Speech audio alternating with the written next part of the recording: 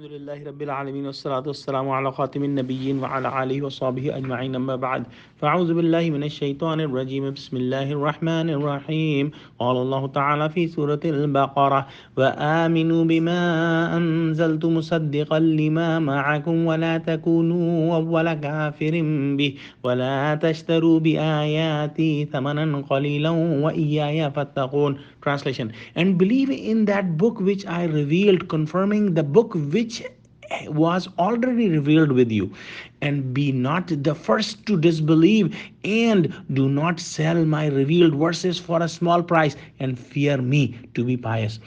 We are studying fifth ruku of Surah Baqarah, in which there is a strong invitation for Iman to Jews or Bani Israel.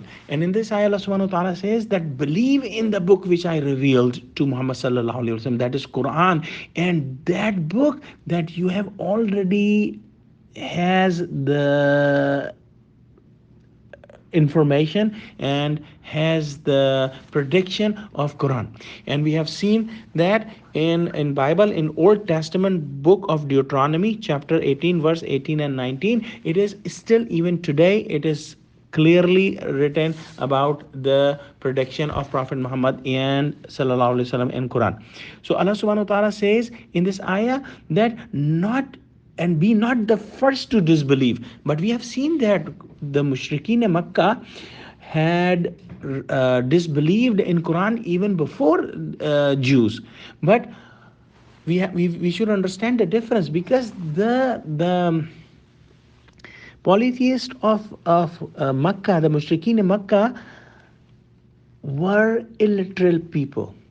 They had no book, they had no Sharia, they had no knowledge, and they were just ignorant. While the Jews had the book, they had the Sharia, they had the Islamic law, and they knew the prophets. And from Yaqub alayhi salam to Isa alayhi salam, they had seen like 4,000 prophets, so they knew that Prophet Muhammad sallallahu alaihi wasallam is the prophet. But because he was from the Bani Ismail, they rejected him just to keep their worldly position.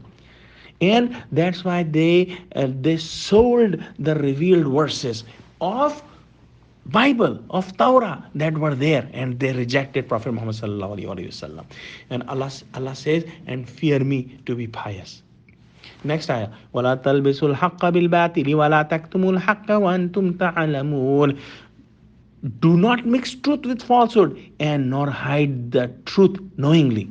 Now, the way Yahud did their dirty politics that time, the same way they do it now. That they take a little bit of truth and add lots of falsehood on it and present to the world.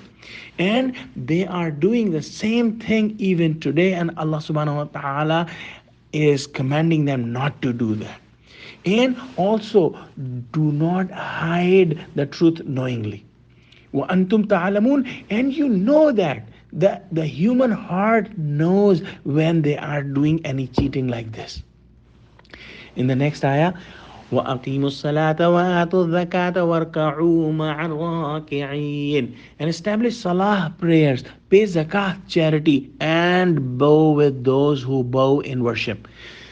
Allah subhanahu wa ta'ala is commanding the Jews to establish prayer and pay zakah and bow in worship with those who bow along with other people, meaning the salah in congregation.